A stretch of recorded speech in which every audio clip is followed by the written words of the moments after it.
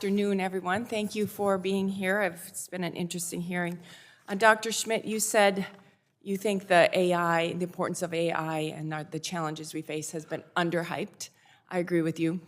I also think that the challenges that our electric grid in this country face have also been underhyped. The truth of the matter is we are underpowered today, and that doesn't even take into consideration the demands that the AI industry brings, or the need and the urgency for us to meet that demand. So knowing that, would you all agree that one of the first things we should be doing is stopping retiring of existing resources that are connected to the grid? And I'll just go down the line. Mr. Turk?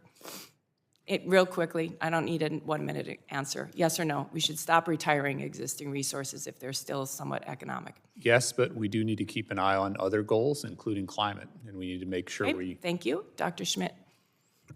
Yes. Okay, Mr. Wang? Yes. Mr. All of the above. Excellent, thank you. I think it's not a yes, but it is yes. We need to stop retiring. This is an urgent need. Everyone has said it's a national security issue. All resources take time to get on the grid. And so when we don't even have enough to meet demand today, then we most certainly, and we have growing demand, we most certainly should all be able to agree in a bipartisan manner that we should keep whatever we can right now and then go from there, because technologies evolve and they will continue to evolve. Mr. Turk, you had said earlier that you'd said that solar and wind are the cheapest resources to bring onto the grid. Can you elaborate? What do you include in that calculation? Yeah, so I look not only at the levelized costs, but I look at what's actually being brought into our grid right now, driven by economics. And so 93%, our independent Energy Information Administration is saying 93% of the new power brought on this year will be solar and storage and wind.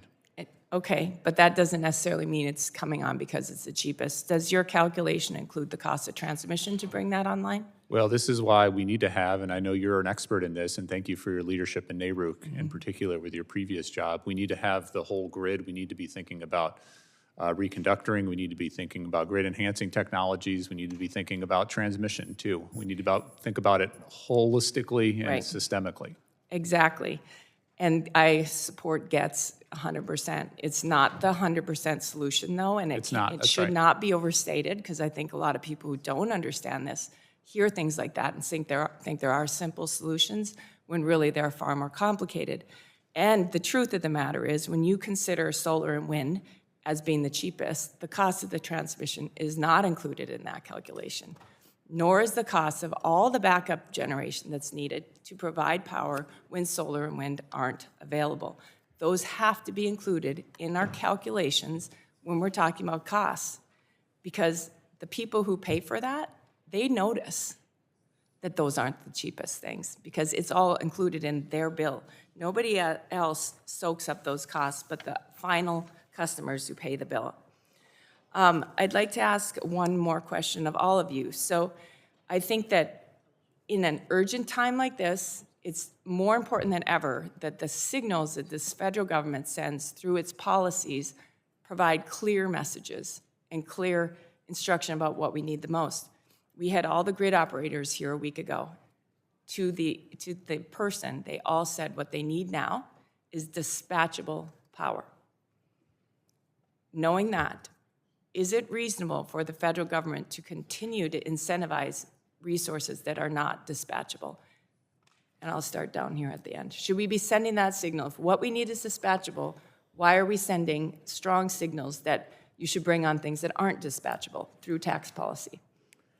I think that, I mentioned all of the above earlier. I think that we need to think about technologies that can, and investing in technologies that will be able to contribute longer term. We shouldn't take away from that. I mentioned in my prepared remarks, some nuclear technologies that we stopped investing in that, probably looks today to be short-sighted. But at the same time, we need to be focusing on the technologies, on the sources of energy that can support the demand today. Thank you. Mr. White? I'm not an energy expert, an AI expert, so Probably not the best answer to this. Okay, Dr. Schmidt. If you take all of the subsidies away of oil and gas and all the ones around renewables, you get a different calculation. Given we have the oil and gas subsidies, I think it's fine to have the renewable subsidies. Yeah, The key thing is solve the storage problem, which I think has largely been solved.